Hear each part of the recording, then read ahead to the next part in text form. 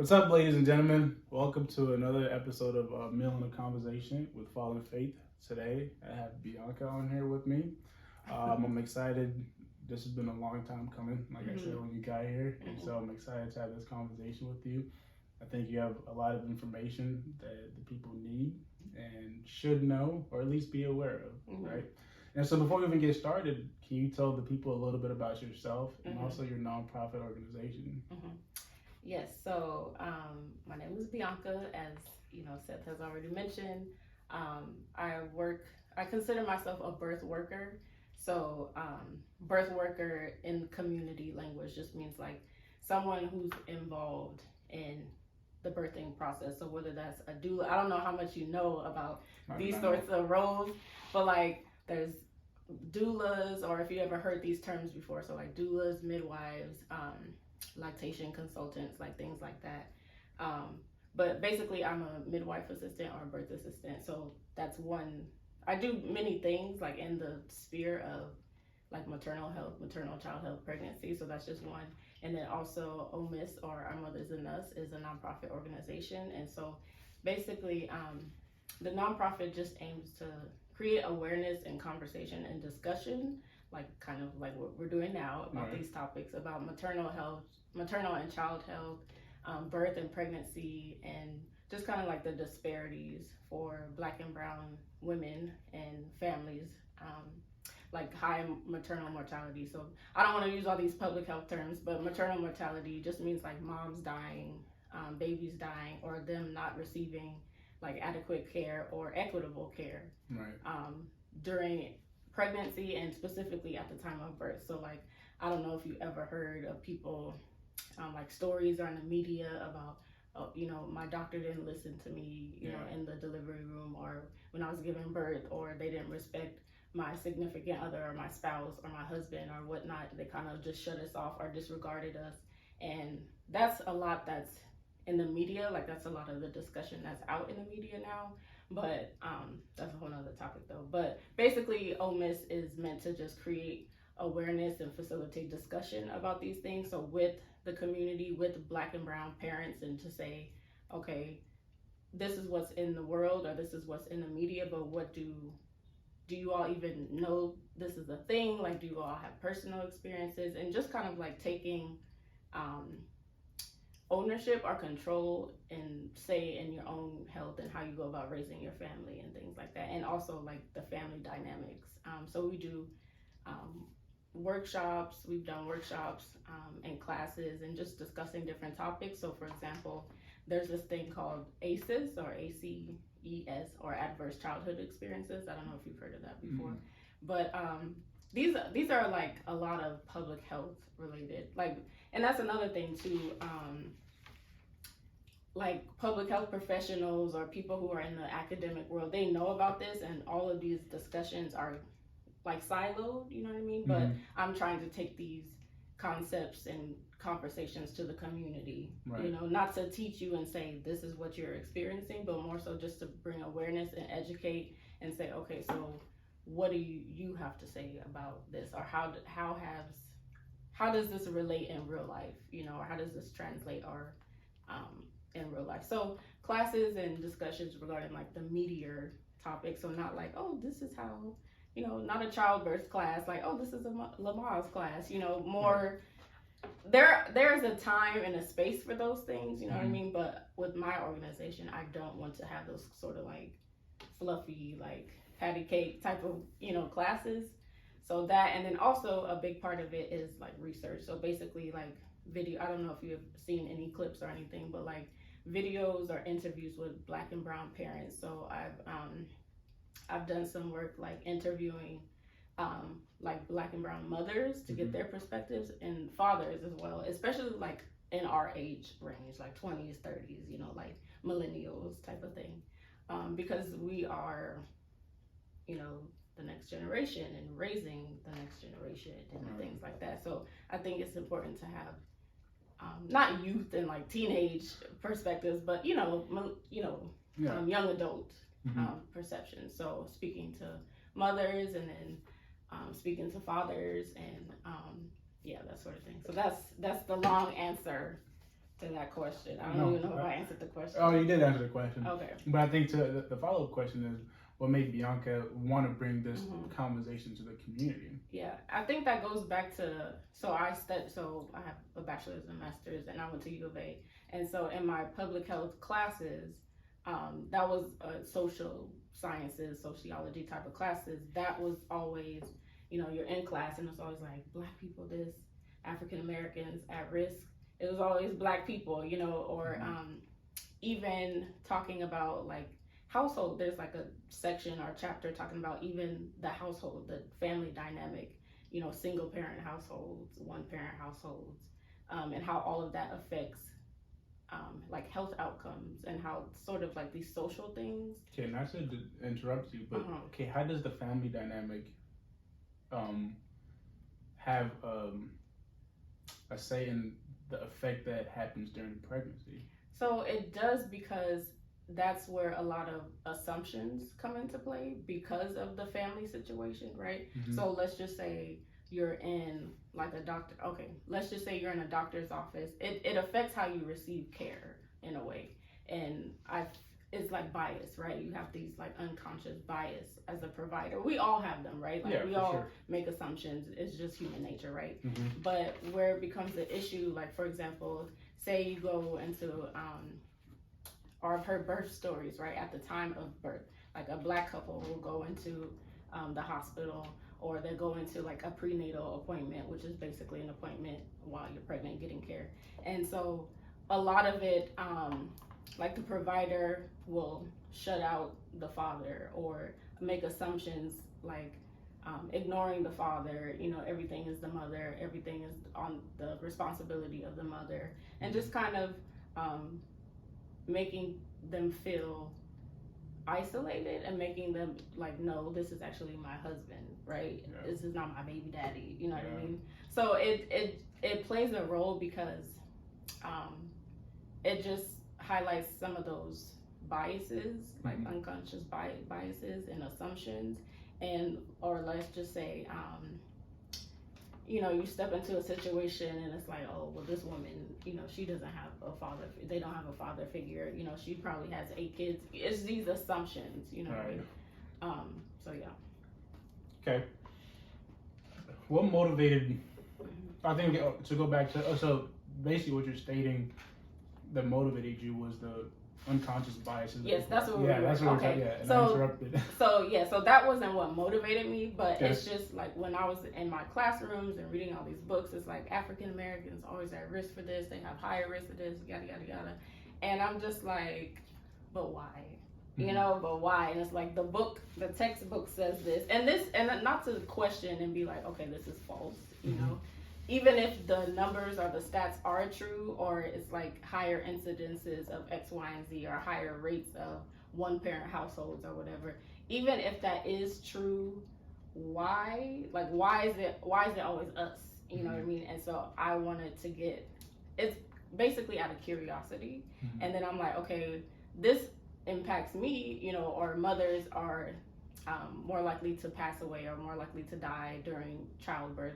And they say it's worse for, I don't want to use myself, but like a highly educated Black woman who is married and, has a stable career, right?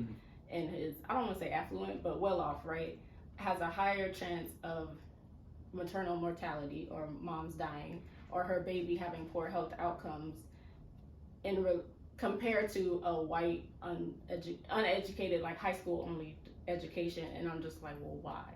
Like why? So it all just stemmed out of curiosity, and I'm like, okay, well, hello, like I'm a Black woman, like I'm in educated, things like that. Right. So it's like, what is this, right?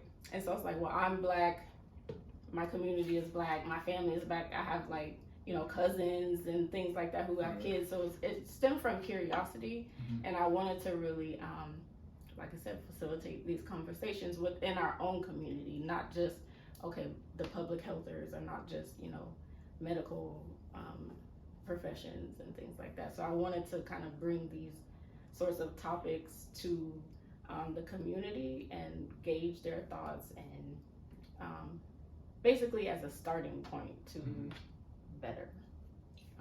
Yeah. All right. So the next question is, what would you say for a black brown woman before they get pregnant? What kind of information do you give them, like the emotional, the physical, the mental stress or drainage that comes along with pregnancy? What kind of advice do you give them before the pregnancy? I will say, I'm not in any sort of way like a doctor or a medical professional or anything like that. So I would mostly say it's important to just have the foundations, like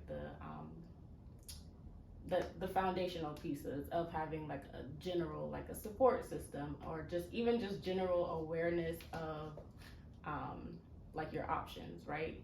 And I think a lot of times when you say options, what do you mean? Yeah. I'll get into that. Options as it relates to like care and prenatal care, and not just. I was gonna say a lot of times things are focused on like pregnancy only. People are so focused on like pregnancy and the birth itself, but they don't think about before, like you were asking your question, before you even get pregnant, or before you're even thinking about having a family, or even after, right? And I think it's like throughout the life course, you just have to think about, first of all, taking care of yourself and being knowledgeable and aware of options, like I said, as it relates to care, or options for like social supports and things like that in the community, or like childcare, or things that kind of strengthen the family unit. I want to be careful not to put like my own personal opinions or feelings about it. But this is what the podcast is really all about. It's about you and your experiences. Excuse me. Because to me, I think if someone doesn't know someone who's personally been through it, then it's almost like a generalized thing, right? But when you speak from an experience perspective, I think you're able to connect better. So people just understand, like she stated, she is not a doctor. She is not like what you said. They don't need yeah. And so just take what she says, and if you want to do more research on your own, feel free to. But this is her experience. And this is just me. Like I said, I want to be careful not to like put my own personal, like I said, personal biases and personal, things on it. But I'll just say this from my perspective, it starts with the individual, or starts like at home. Everything starts with at home, right? And then branches out from there. So before you even think about having a family or starting a family or being pregnant or whatever, this is me personally speaking, that you yourself have to determine what it is, what your goals are, what your health goals are. And when I say health goals, I don't even mean just like, oh, I want to lose 50 pounds. Like health, like your mental health, your spiritual health, like all of that is, like I said, that's just my personal opinion, because from that, everything else stems from that. So in terms of, it starts with the family, it starts with the household. That's just my personal belief, or even the individual level. Like, what do you see for yourself? What do you see, even if you are like starting a family, how do you see that? Like, what sort of supports, or what sort of like blind spots do you need to inform yourself about, or what sort of education or topics do you want to learn about? So okay, so let's talk about the family dynamic, because you're saying, because that's an important role whenever you're thinking about or planning on starting a family. What are some, again, your own personal thoughts and feelings and emotions about this? What would make a healthy environment for someone prior to getting pregnant, or things of that nature? It's tough to answer this, because like I said, it's just my personal opinion. Completely. Right? So ask the question again. Okay, so in terms of a family-oriented structure or support system, what would you say would be considered a healthy environment for someone prior to getting pregnant? Basically, a healthy relationship. And so, like I said, I want to be careful, because everyone's situation is different. But in my opinion, I feel like a healthy relationship and intentionality and starting, like I said, whatever you need, you have to heal or take care of yourself, and as well as your significant other or partner or whatever the case. So that needs to be in order. That's my personal opinion. Okay, to kind of sidetrack for a split second. Okay. I've heard a lot of people make the assumption that because they don't want to do the healing process, right? But they feel like if they have a child, then somehow that child will make them feel better about themselves or make them want to do better or things of that nature. What do you say to that? That's backwards. Okay. That's, like I said, these are my personal opinions, and I don't want to come off as judgmental either. That's big. Like, I don't want to come off as, I mean, we're human. We all have our own. Yes, exactly. We all are. Whether you want to notice it or acknowledge it or not, we all have our little, like, whatever. But to me, that's backwards. Like, and I feel like when you do that, you're setting not only your relationship up for failure, like okay, I'm gonna just keep it real. So keep it real, girl. Like, you're setting yourself and your relationship or situation up for failure, as well as that child, right? Because that's instability, that's backwards thinking, right? So I think it's critical and important. That's why be selfish. Not selfish in a negative sense, but think about, okay, what is it that I need personally, right? And what is it that, if you're in a relationship or marriage or whatever, what is it that we both need together to be able to, you're raising up a child, right? In this society. And for me personally, like, that's the thing. I'm big on not being a part of a statistic, like a negative, stereotypical statistic. But that's, like I said, this is just personal. me. Yeah. Yes. So, but I think regardless of all of that, I think it starts with a healthy foundation. So going back to the question of what do you think is important to know prior to starting a family or being pregnant? It's just really, it sounds very like cliche, but taking care of yourself and knowing what it is, or thinking about, even just starting to think about the types of things that you need, like health-wise, like overall health. So that could be physical health, mental health, emotional health, spiritual health, whatever. Thinking about that, because that's going to spill over and flow over into like your pregnancy and your care and things like that. So, and being open to like different options and seeking out those options. And when I say options, I mean just like family building and like care options and things like that. So I did a podcast with a few young Black ladies, and they talk about the pressures of being a Black woman in society, and all the stress that comes with it, and all the load that, in a sense, is put on them, right? Because you're talking about how all that spills over to the pregnancies, and I guess I'm kind of curious, how does the burden of what society, I guess, puts on Black women, right? Or at least from the conversation that I've had with most of them, they talk about it, right? And I see it from my own mother, because she's a Black woman, all the stress and the burden that she always has to carry. But for you, from your own personal experience,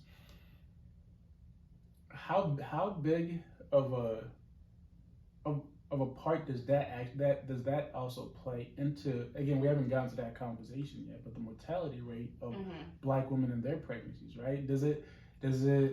Do all those things tie together to create this, along with the not taking the proper preventional measures to be able to have a successful pregnancy, from the doctors to everyone involved?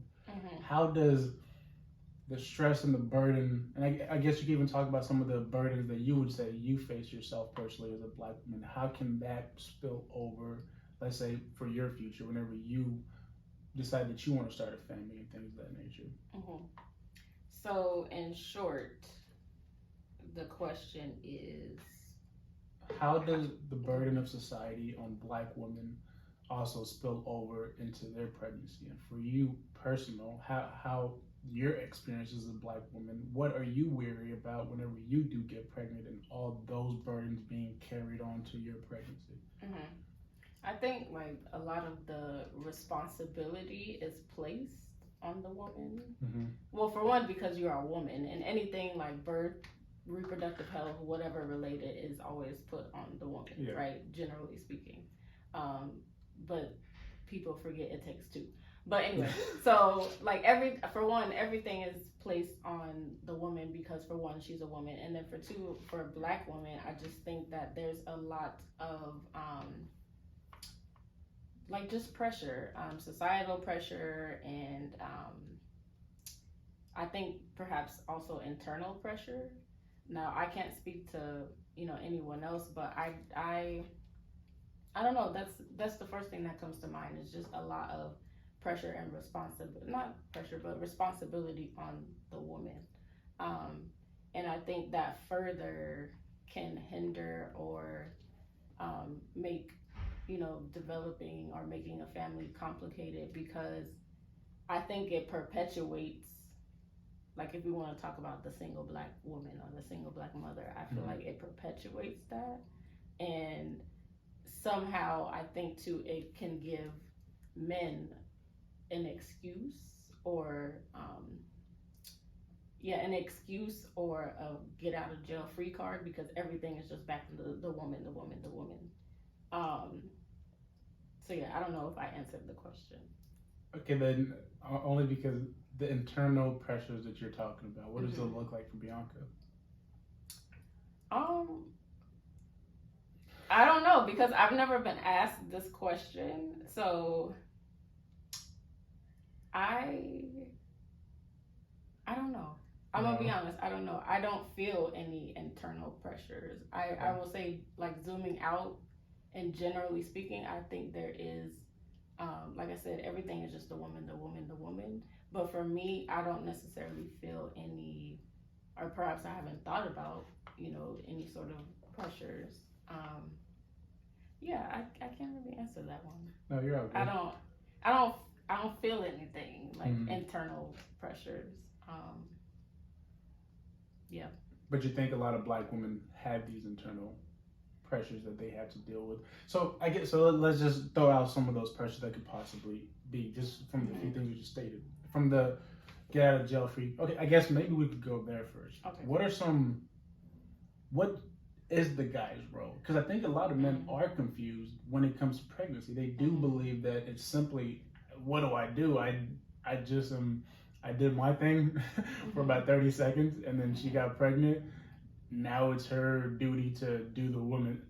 What role do men play in all this from your experience? Yeah, I feel like just be involved. Like it sounds like very simple or just like, oh yeah, just be involved. But it starts from there. Just be involved, be interested, educate yourself. Like, and when I say educate yourself, I mean in the literal sense because I was gonna say you'll be surprised how much men don't know, but no, I'm not surprised at all. Yeah. But educate yourself about the physiology or the anatomy about what's going on. You know what I mean? Just be involved, take an interest. And then also, and that's part of what I was doing with OMIS too, in terms of speaking to the fathers. It was a panel of 4 young Black fathers, and just kind of starting these conversations because like you said, what is their role? I'm not a man, I'm not a man, right? So I'm asking the same question as you, but from a female perspective, I can say if it was me, I'd be like, just be involved, like just be involved, be interested, be curious, like this is, it's also your child as well. As a man, yeah, I would like, okay, so let's probably expand on that. Be involved, right? You stated one, and I think that helped. Understand the anatomy and what the process is going on in your body or whatever. Beyond that, how else does it look like for a man to be involved? Like when you say care, do I just how? Because as a man, just thinking about it, I don't have a kid, so I don't know what that looks like. But how do I be involved? It almost seems like I can't really be. The best that I could do is try to make you as comfortable as possible. Make sure whenever you're going through your pains to do my best to. Well, then there you go. Just I don't know. Like it sounds like, well, what do you mean just be involved? Like literally just be involved, take an interest, like, and then whatever, it will vary from person to person or man to man, but it's like whatever you personally feel deficient in, okay, you are a man, like, regardless if you have a son or a daughter, what is it that that's why I said it starts with the individual and right. it goes outward. What you as a man, are you as a husband, are you as a father, what is important to you for like self-development or growth or whatever, to be able to teach or raise your children, like. Yeah, but we haven't gotten to the post yet. We're still at the beginning stages, right? And so I guess it just gets because I'm gonna just speak as a man from a man's perspective, right? It almost seems like we're asked to know what it is that you guys need. No. All I said was be involved. Yeah, exactly. That's all I said. And this for us to be involved looks completely different than what you are thinking of what involved means, right? So what do you think being involved means? The best that I can, because I've never been in that position, is literally like what I stated. To hey, honey, are you okay? Is there anything that I can do for you to make this process for you? That's the start. No, well, okay, but be interested, right? Take an interest. Educate yourself, inform yourself. Like, I didn't think it was that hard. No, I don't think it. Again, but it's just because I think it is a very, for men, we don't. It almost seems like we don't know what to do in this situation, and everyone, like you said, everybody handles it differently. And I guess depending on how you've self-developed on your own and mentally, physically, and emotionally, to be able to. Okay, all right. What? No, I hear you. I get what you're saying. It's just I guess it's a play by play depending on the situation.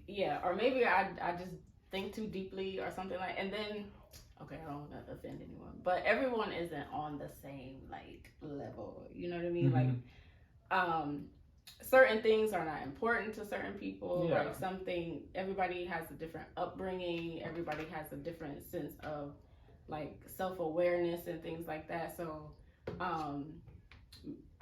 What I'm saying is it could be difficult for some people because some of these things don't come naturally it's a personality thing too, and I think it's like upbringing, all these different factors. But like I said, like as a man, like taking an interest or being involved, like to me that sounds simple, but to others it's like men, we don't know what that means. We just like.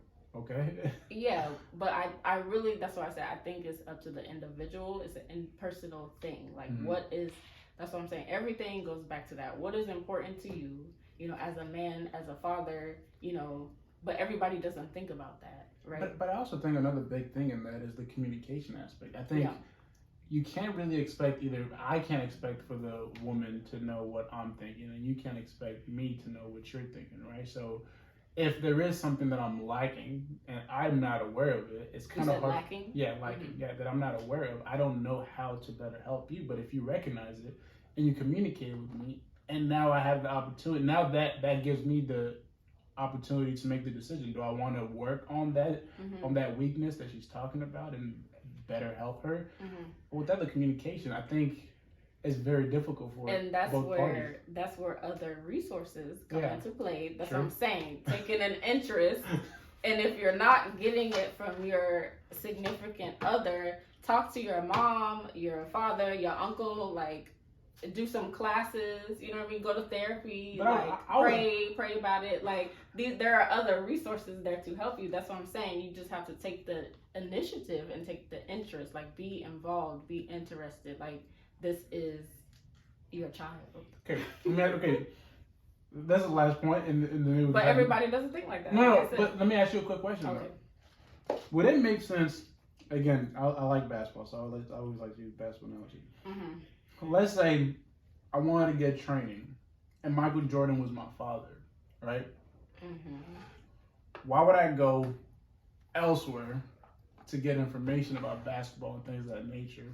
When I have Michael Jordan as a father to teach me and guide me and lead me in basketball, one of the greatest basketball players ever, right? Now to tie back to this whole situation, why go and seek information elsewhere when my wife is going through that? To me, it's just, I would hope that she can let me know what she's going through and dealing. Yes, I agree with you. educate yourself so you can Yeah. better be able to help her in those moments, right? Mhm. But beyond that, the intricate things inside of her personal mentality, emotion, Yeah. whatever she's going through, that is, I can't go find that elsewhere Yeah, but you through can. her. Yeah. And so I think that's why I'm saying, for the communication from that party to the other party is very Yes, that's important. important. Yeah. Yes. But I do hear your point though.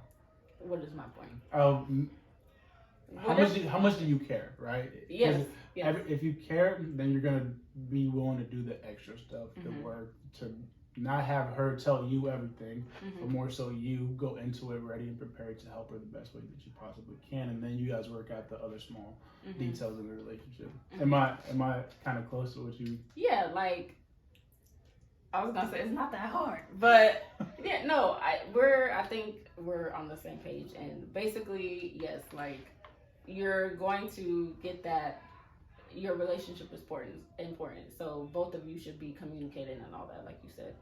I'm just saying, wherever there is a lack or a deficiency and it's not working out, like the communication or whatever, because we don't know everything, Right. you know, and sometimes we could be so in it that you're blinded by, you know, these other things. So I'm just saying, wherever you need additional support or help, that's where you can go elsewhere. I'm not saying seek counsel elsewhere and not talk to your significant other. Like, that's not what I'm saying. Just there are other things available for you. So All right. Excuse me. That's why I didn't want to be like. But I would be taking us to go. Oh, okay, for sure. We talked about a little bit about the community, right? Now, you are trying to create that space and environment for people to give them knowledge and that support system. Mm-hmm. How can family and people around them, the community in itself, here's one of the things I've recognized, and it's unfortunate. Yeah. Correct me if maybe that you have a Okay. different perspective, right? A lot of times, Black community are really bad at informing each other about the things that are going on, Mm-hmm. right? And it saddens me, right? Because for a group of people that I believe are capable of achieving so much, Yeah. I think our lack of our accomplishment is because of our lack of ability to be able to coexist and work together. Mm-hmm. And so when you're talking about the Black families and during these times, how can they better support? How can they create a better support system for them prior? And then we'll talk about during and then post as well too. Mm-hmm. But prior, how can you create maybe you hit a little bit about it in the beginning about the family environment looking like. But from you, in the spaces that you've created, what have you recognized that worked and didn't work, I guess? It sounds very like corny, but I think it's really like awareness. Mm-hmm. I don't think, you know, on the day to day, I don't know, I can't speak to everyone, but I don't think people think about stuff like this in their day to day. Like, that's what I'm saying. Personally, maybe I'm just a deep thinker, you know, and I think about all these sorts of things, but on the day to day, everybody isn't thinking like that. Everybody isn't thinking about these bigger, like nuances as it relates to raising a child, right? Mm-hmm. Or raising a family, or just being a family. I don't think anyone's thinking about that. Right. So I think that's why I said I think it may sound a little corny, but just raising, not awareness, but bringing it to the table. Because, and a lot of times too, like when I've done the interviews, like the one-on-one interviews with mothers and things like that, that's often the first time people are even asking them questions, like deep questions like that. So it could be like, like no one's ever asked me that before. I've never really thought about it. Right. So I think that's where the awareness piece comes into play. Like, one question I'll be like, did you know Black and brown women have like the highest risk of the X, Y, and Z? And it's like, well, how do you feel about that? And it's like, oh, I don't know. Like, no one's ever posed that question to me, you know? So that's what I mean in terms of like raising a little bit of awareness. And I don't mean awareness in terms of like, look, this is what the CDC is saying, you know, this is gospel. and I need to educate you all because you all are doing something wrong. Like, that's not what I mean by that. About raising awareness and facilitating discussion, it's more so about bringing about like the information or what's the sorts of things that's being said about us in our own community, and saying, okay, well, what do you think about that? Or how does this, how do you change the narrative? Or is this reality? Is this our reality? Like, are you gonna, not to sound militant and be like, oh, are you gonna let them talk about us like this? But, what do you have to say about this? Is this important to you? Because, it might sound weird, but these sorts of things are not important to some people, right? So raising awareness or just facilitating that conversation to kind of get to like the root. And I feel like for me, it's important to me because it's my own people, right? And I have these lived experiences, or I have like witnessed, these sorts of stereotypes or, realities. And to me, it's kind of disheartening and it's, discouraging at times. So it's like, okay, my people, like, how can we, be better? Yes. Right. So hopefully that answered. I found that usually people don't care. That's what I'm saying. No, unless like it's happening to them, right? Like unless they've had either someone in their family member have this situation occur to them or them personally, right? So then I guess the next question is,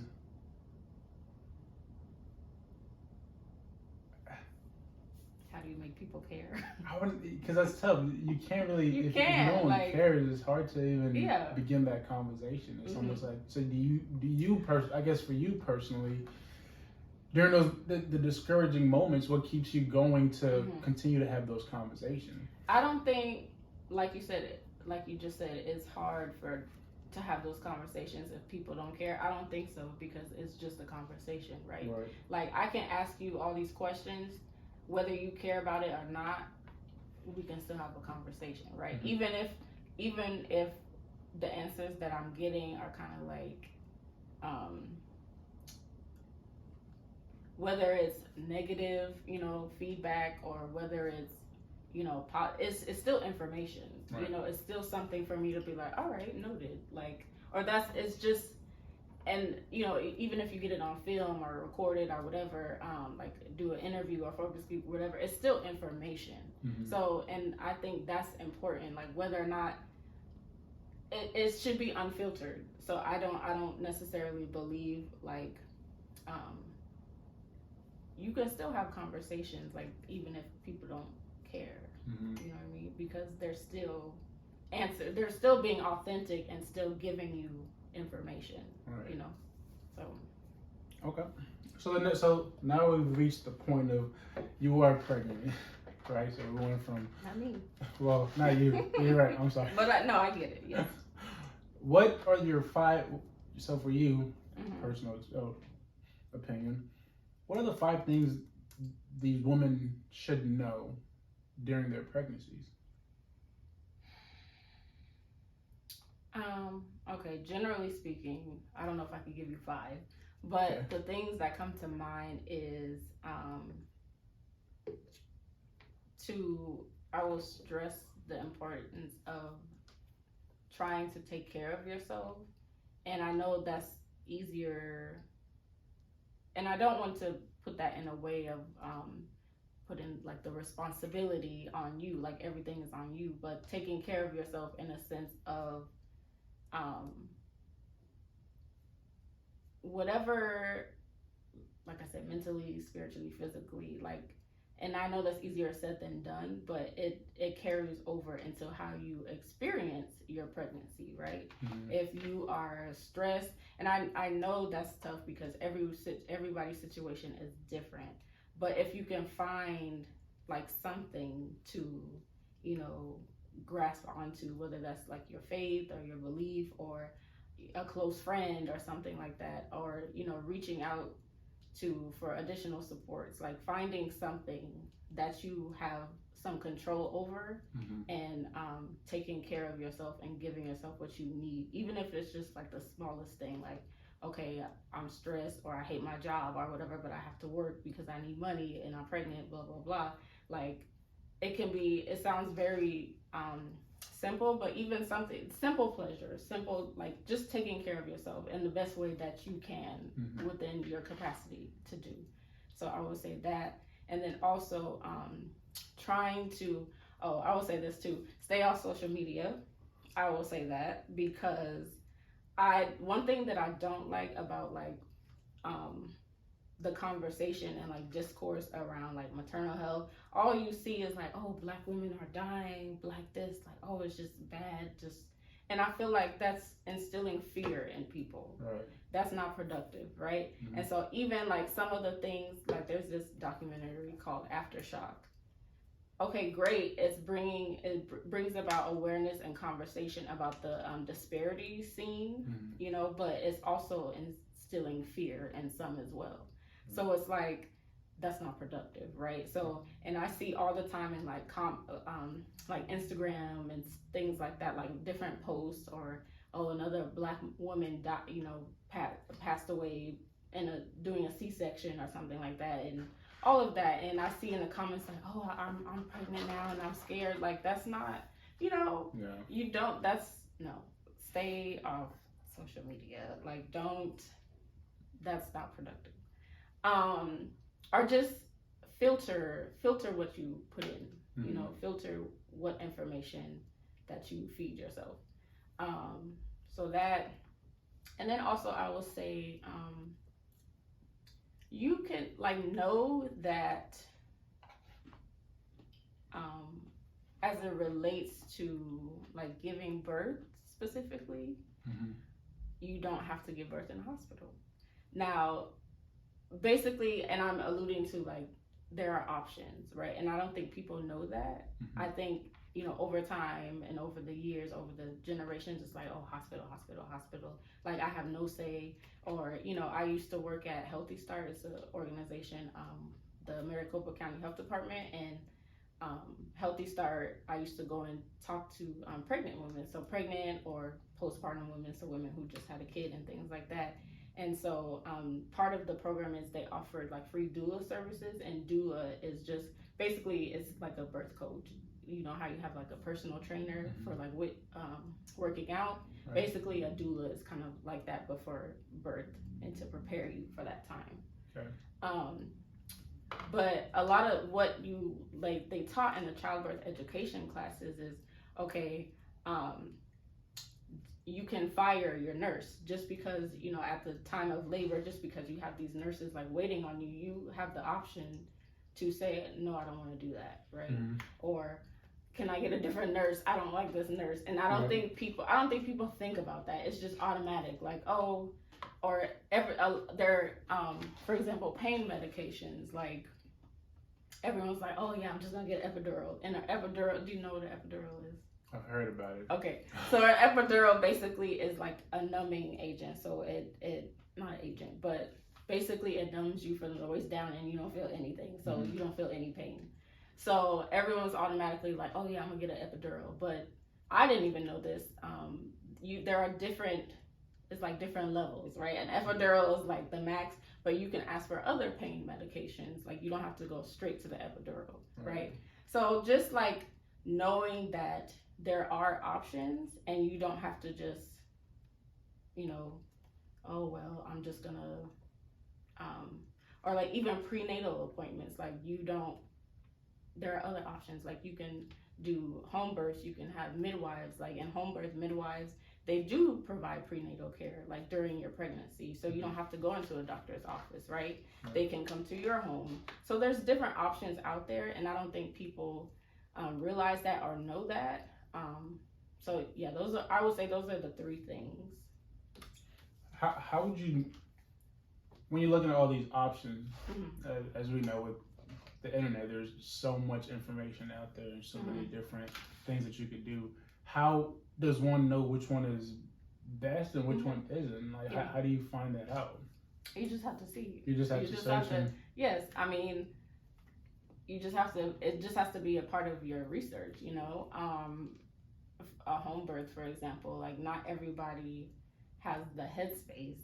You know, for a home birth. You know, so it's and then there's no true way to be like, oh, this is the best, right? You just have to, like I said, it starts with you, the individual. So you individual, or with your significant other or husband or whatever, is like, what do you all feel? What do you all want? Essentially, what do you want, right?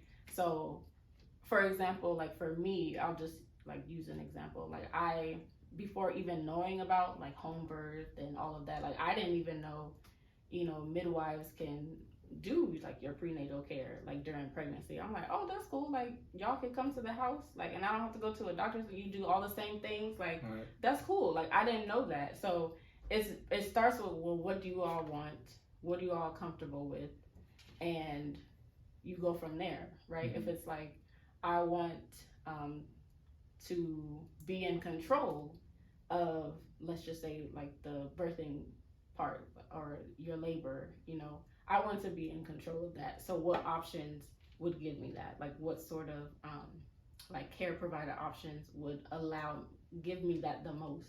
So just starting with asking yourself, what is it that you want, and going from there.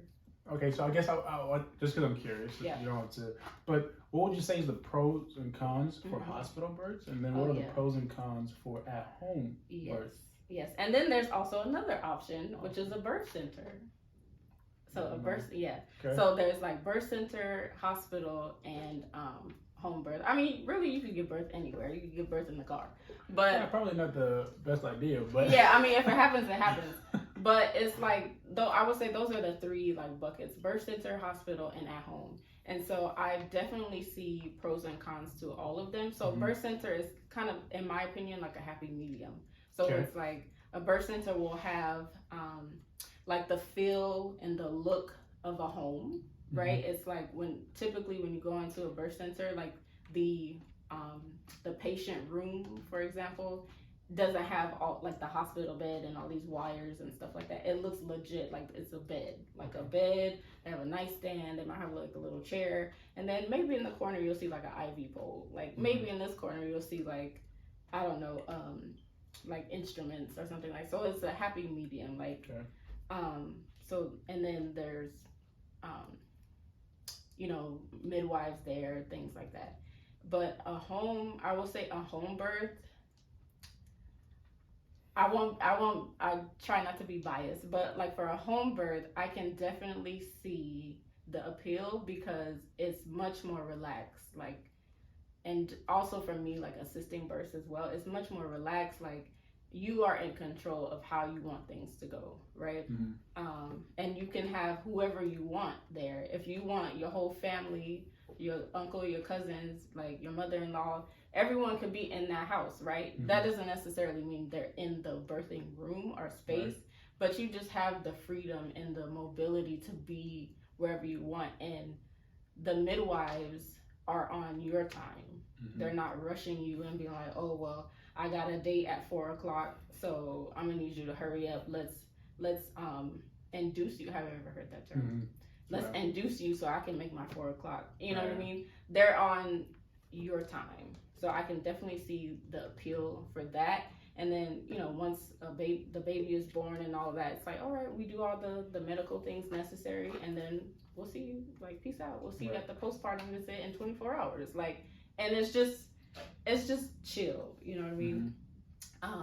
But I will say, you know, for a hospital birth, you're already... Wait, what are the cons of the home birth? The home birth? I will say that you're not in the hospital. Like, that's the con. Like, because if in the event that you need to be transferred for whatever reason, for an emergency, you have to, that's time. You know what I mean? Time. So that is the con. But I mean, you'd have to know where the nearest hospital is and things like that. So I would say that's the con.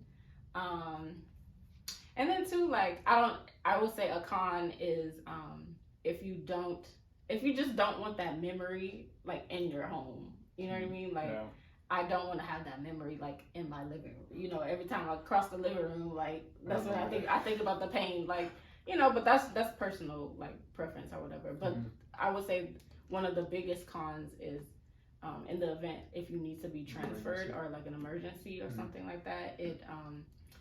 Like midwives are still skilled in the resuscitation and things like that, but if you need to be transferred, like that's one thing. Right. So like the pros to like a hospital is you're in the hospital, so if anything were to go wrong, everyone is there, everyone is prepared, all the materials are there, like it's fine.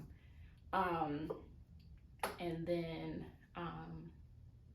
the cons for the hospital. Oh yeah, the cons. So yeah, we were on the pros. Yeah. The cons is I would just say not always, and I don't mean to like I would never be that type of person to be like, oh, because I've heard some people they talk about hospitals like so poorly, like it's very polarized, like nurses and medical doctors and things like that. They're like, oh, midwives and home births, like they're ridiculous, like it's very like, and then community birth spaces or home birth doulas and stuff like that. They're like, or people who are just advocates for like home birth and things like that. They'll be like, oh well, in the hospital they're gonna kill you, and it's just very dramatic. And I'm like, okay, so they each have their pros and cons, like we're discussing, and you just have to decide what you want and what you feel is best and what will make you the most comfortable. So I will say a con for the hospital is like it's the opposite, not in all, because you can have some nursing staff or some doctors who are very accommodating and who just don't operate like that's not their philosophy to just like rush and just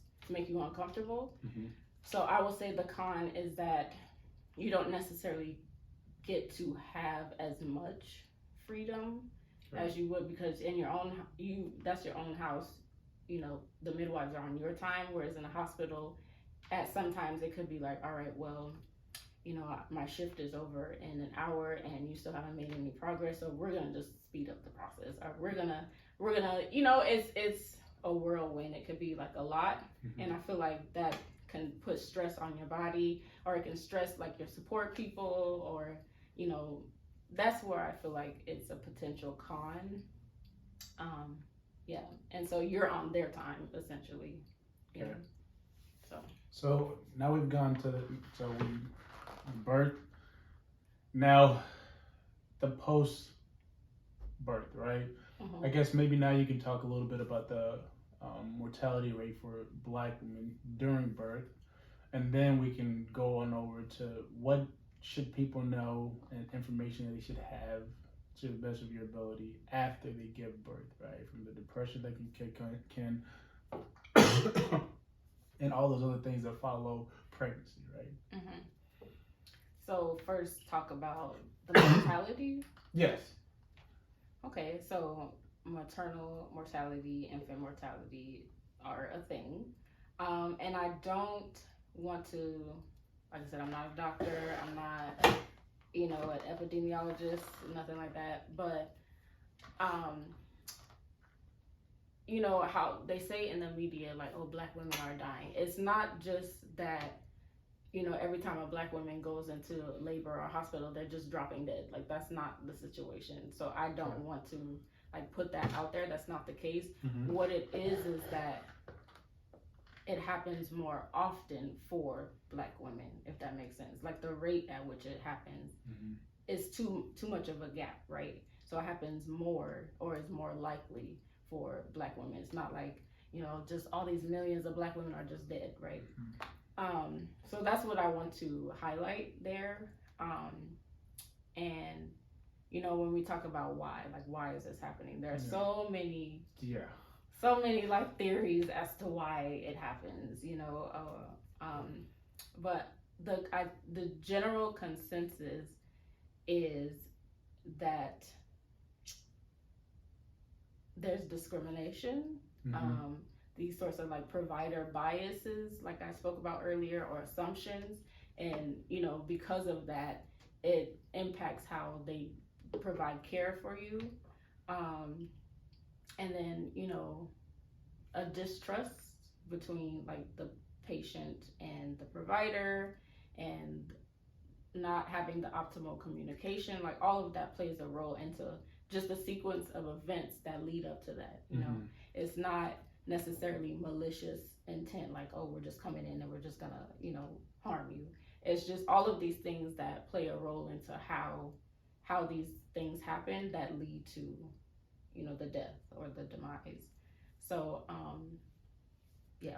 So I guess I would ask, what is the discrimination? Is it because they're black? Is it because they feel like black women can tolerate more? Is it what about the? Is it just because they're black?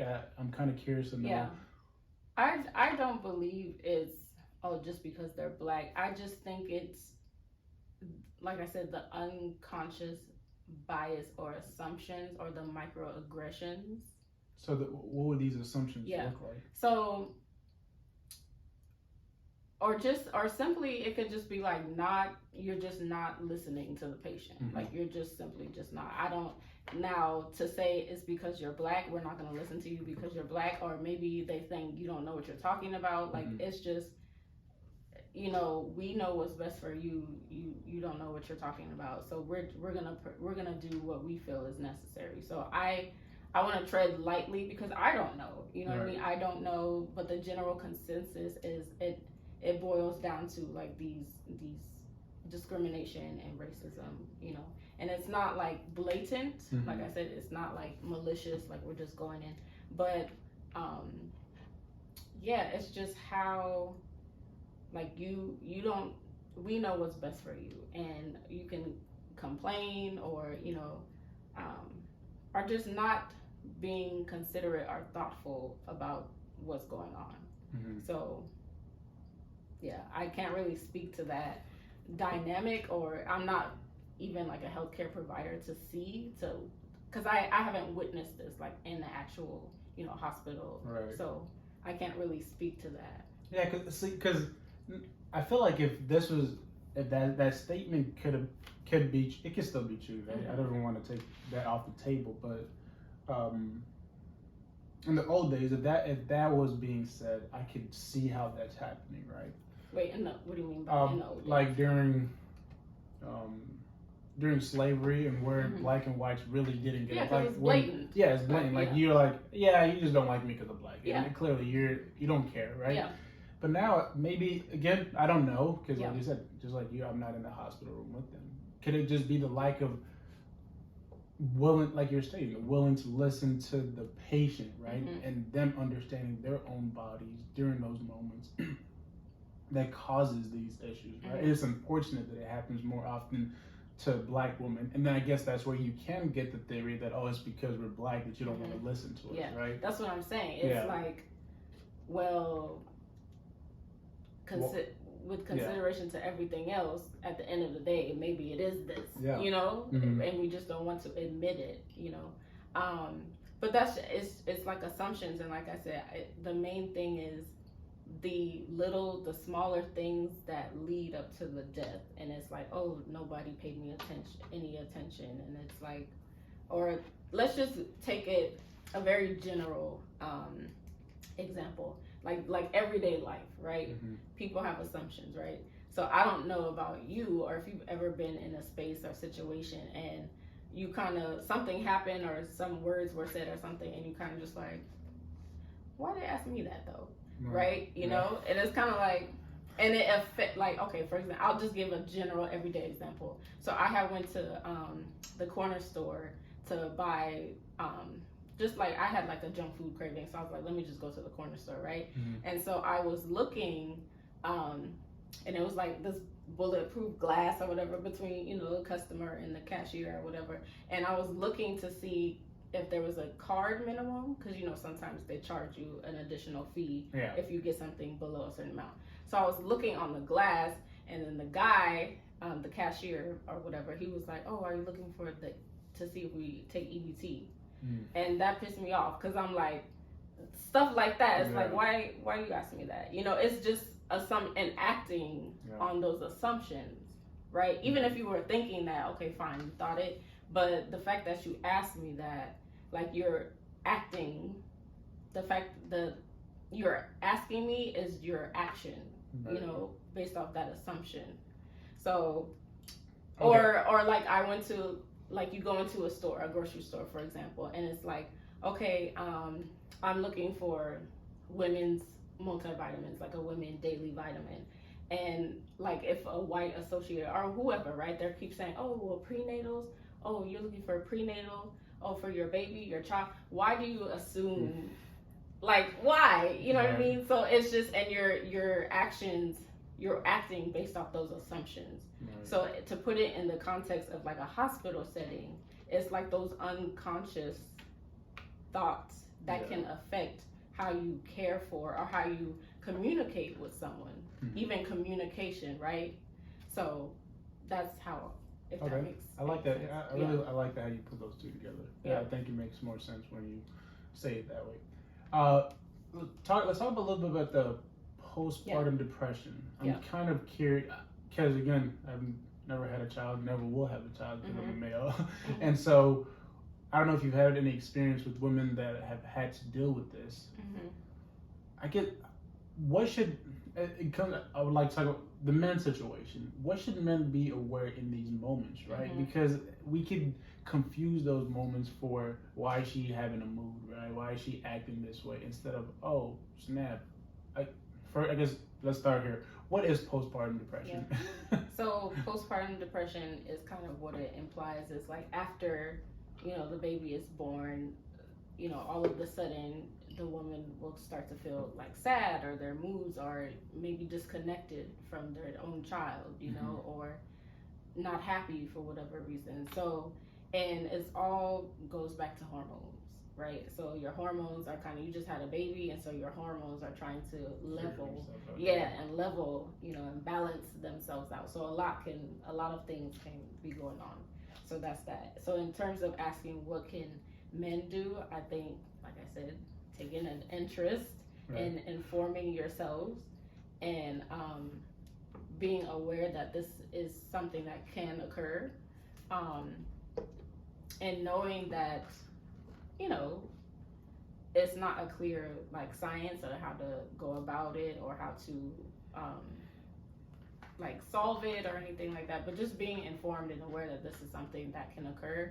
And then also for men too, like that's something that can happen for men as well. Like I haven't read or learned too much about that aspect of men having like postpartum depression too, but that's something that can happen as well. But so it's just, if you just think about it as, everything is just starting to trying to level itself out, and So that would the best way for these women to deal with it go back to the community that they and the support system that they have? Because I've heard that some even take their lives during these times because they're just so depressed. And and so there's like kind of like levels to it. There's they call it baby blues, which is kind of like, okay, I've been a little sad or moody or maybe just like emotional, right? So there's like baby blues, and then there's postpartum depression, like you're depressed, right? And then there's psychosis, I think is what it's called, and that's like a major form of like, you have thoughts of like harming your baby or like killing your baby or like yourself. So kind of what you just spoke to. So there's kind of like levels and stages to that. Not stages, but different variations or forms of that. And what was the question? What would be your advice to these women while they're going through it? And how do they find these support groups, right?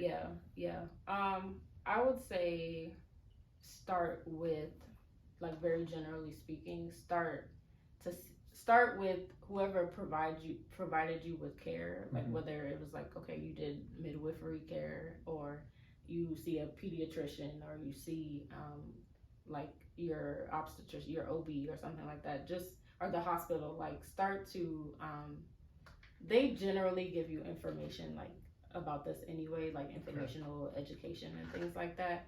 But I would start, very generally speaking, I would start there. And then really just, oftentimes there is someone in your circle or in your space who has also experienced that. So whether it's like a friend that you have or a coworker or something like that, speaking to them as well and seeing, what they did to overcome or how they got through it, or if they are getting through it. Right. Yeah.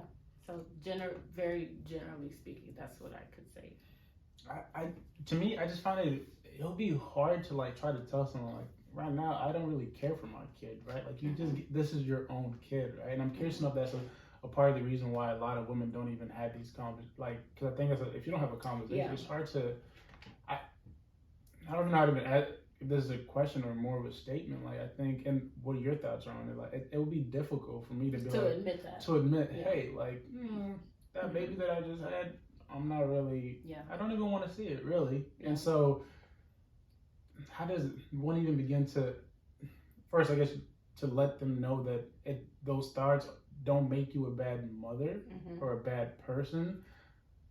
I would say I would say it's normal. It's normal in a sense. Normal in terms of I would say that there's a lot going on. That's what it's a lot going on. I'll go back to the hormone thing, like, and I don't think anyone expects it either, right? Yeah. Like no one. I don't think there's no way to anticipate that. You know what I mean? Like you could have had the best experience, the best pregnancy ever, and then boom, the baby is born, and you're like, why do I feel like this? Yeah. You know. So I would say that's normal. I would say the shift is normal. I'll say that. Okay. So not, oh, I want to harm my baby. I won't say that. But, you know, the shift that you experience is normal.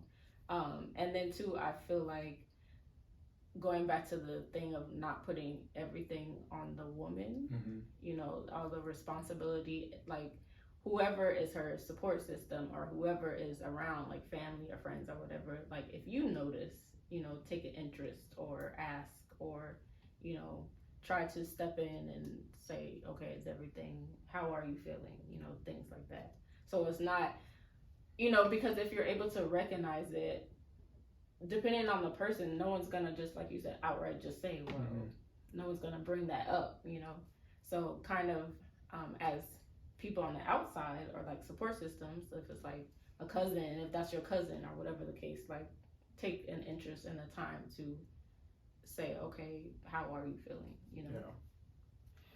Yeah. Okay. One last question before I just kind of ask you a few other questions about yourself. Okay. And this is, I don't know how much you know about this or can give the people information. I don't know the guy's name, but there was a father of, is it gynecology, right? And he tested on black women during pregnancy, right? Like for birth control and in a sense, the birth of children. Like, so he would, for all these things, all the, I guess the medicine and the things that you see for during pregnancies, all this were being tested on black women, right? During slavery. And this is the forefather of this. And his thought process was, oh, black women just feel less pain than other women, right? I guess I don't know how much information you have on that, but could you talk a little bit about that? And how does that, in a sense, kind of affect today, how black women view doctors in today's society? Yeah, so I have heard that. I also don't know the guy's name. And I think just in general studies, like back in that time, that was a general thought that, oh, black women have a higher pain tolerance and things like that. So I have heard that just in like discussion or literature and things like that. And going back, like you said, with that history or like having that knowledge, going back to that question of, well, why do you think black women are dying at a higher rate? It's the thought processes, you know what I mean? It's like, oh, women have a higher pain tolerance, but if I'm saying I'm in pain, so you know, it's a connection. And yeah, so I have heard that, and I'm reading this book actually. It's called Birthing a Slave, and basically, that sounds like such a deep book because that's a lot. Okay. And basically, it's talking about how just kind of like the medical and reproductive health practices that were done during slavery, and so it's talking about basically like then slaves male or woman, they didn't have, male or female, didn't have rights to their own body. You know, they were literally property. Right. So in that book, it's talking about how they were like, women were often like poked and prodded and, you know, tested on, you know, guinea pigs basically, and not always with malicious intent, but it's just like, oh well, this is my property, you know, I could, you know, I call these physicians and call these doctors, basically the slave owners or whatever, I am in control of how they birth, how they how many children they have, their fertility, all of these things. Like they kept notes and like tabs about like if they were bearing children and things like that, like their menstrual cycles and all of that. So it's like they had no control, you know. Women or the slaves in general didn't have control over it. Like it talked about how they tried to regain their own control in terms of like when they went back to their quarters or whatever, or if they didn't want to be pregnant, right? Because, you know, children were another form of property, labor, you know, when they grow up. So it's like, well, in order to, you know, birth spacing, like giving your body time before they have another kid, like they would take methods into their own hands and do like little herbal things and whatnot, to kind of control, like have control of when they produce, right, or their fertility rather. So it's just yeah, I'm like a quarter through the book, but yeah, it's just basically talking about how you know, during that time, how reproductive health practices were, and it really put like a burden on the women's body and like sense of control and dignity and things like that. So taking that knowledge into present day, you know, and kind of how that kind of has impacted how people do medicine today, you know, and thinking about like the distrust between, you know, providers and, you know, even like general, like the Tuskegee airmen and things like that. You know, all of this plays a role in how Black people perceive like and trust medical care. Like, do you really have my best interest at heart? You know what I mean? Or are you just, oh, we'll just see what happens, you know? So. Okay. Well, those are all with the hard questions, I guess you could say. Okay. Now a little about Bianca, right? So you said that you've been able to be a part of some home births. What was that experience like for you? I love it. You love it? Yeah, I just was at a birth last night, actually. Well, not last night, but yesterday. It shows me a different side of like maternal health. So like with OMIS in the community, it's like community work, you know, conversations, working with other community-based organizations or other like birth workers or professionals, and you know, to really just support and provide for our community. I would say like OMIS, in the organizational sense, is more so like advocacy and support, and really like these projects, like special projects to kind of just get these sorts of conversations happening within our own communities. So that's like that side of it. But then also me as a birth assistant or midwife assistant, like home births, I see a different side of it. And it's like when you ask me about the pros and cons to like hospital and, you know, home births, like I'm just learning a lot. I'm learning a lot.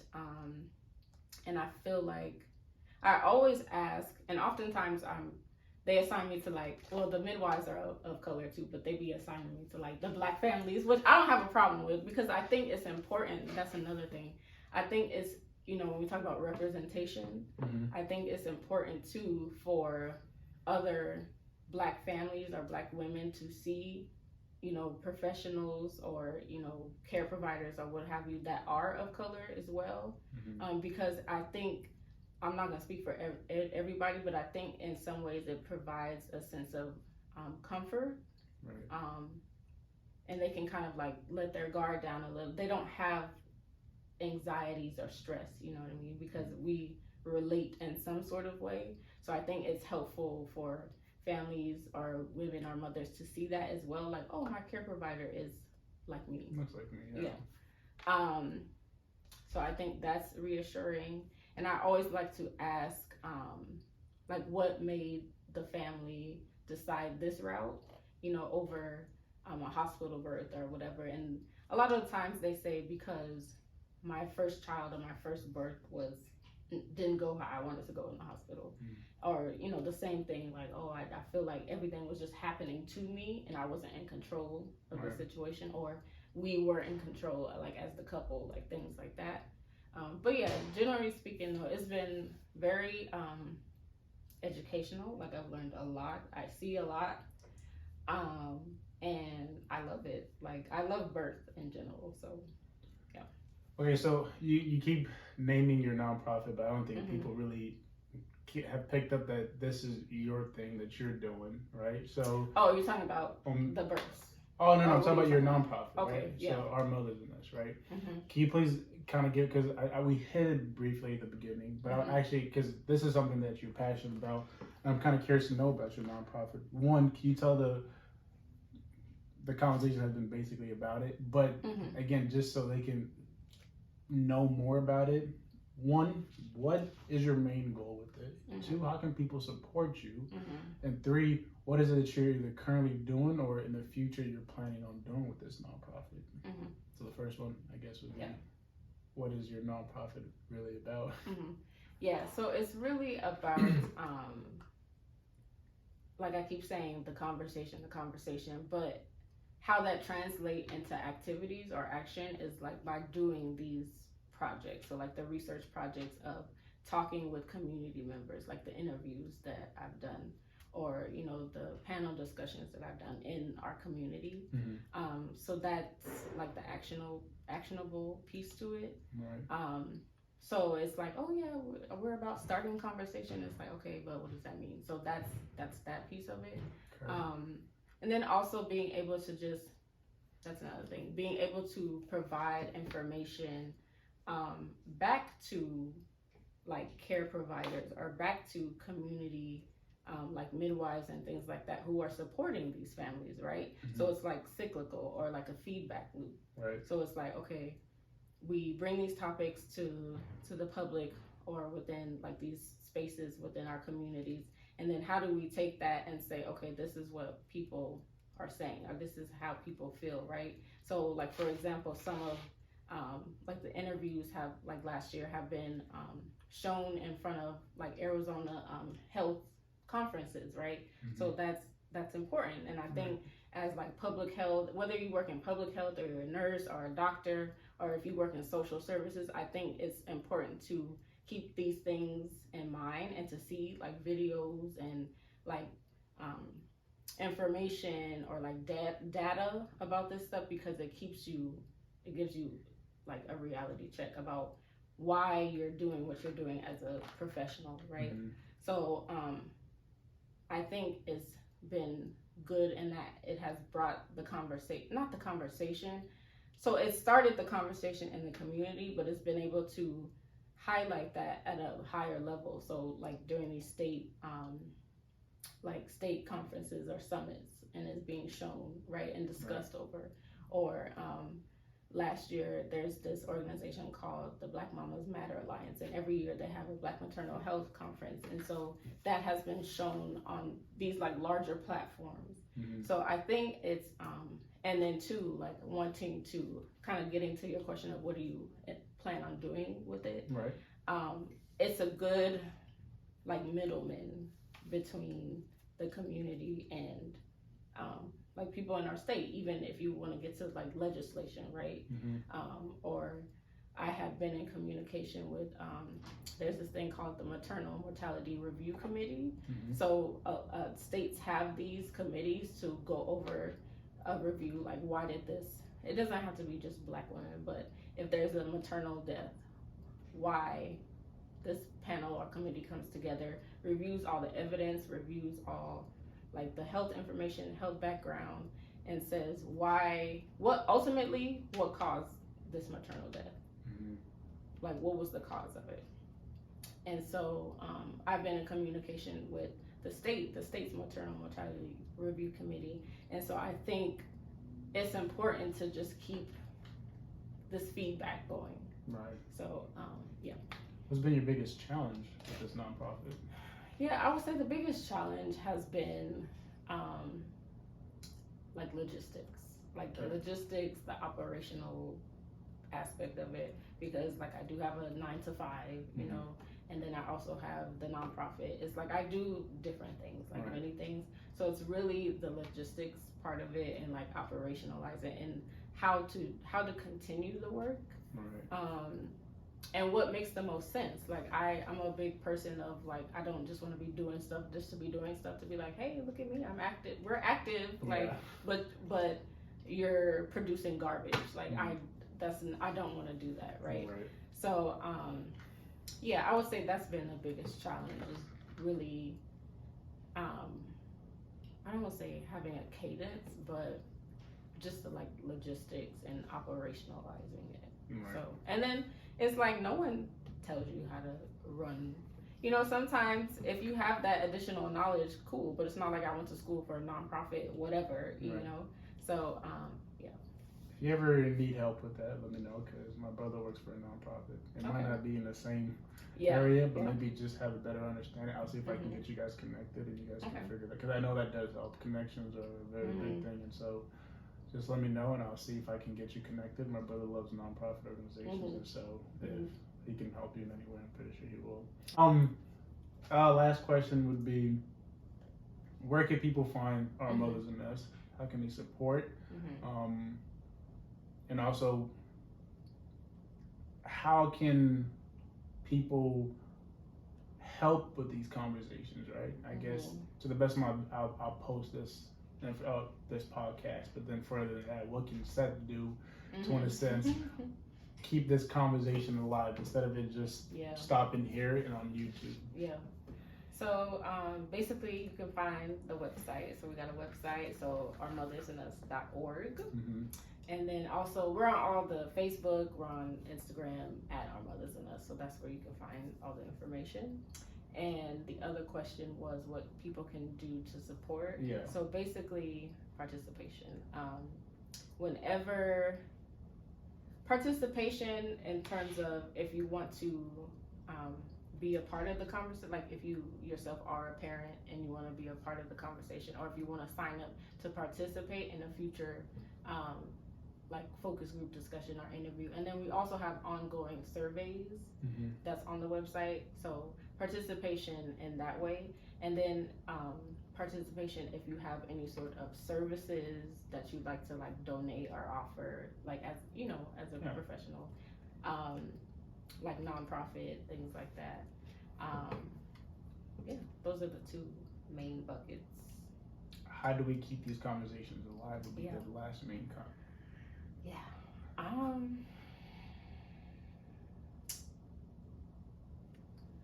That's a tough question because I feel like I don't want to say I'm the only one that's doing it, but in a way, I think so.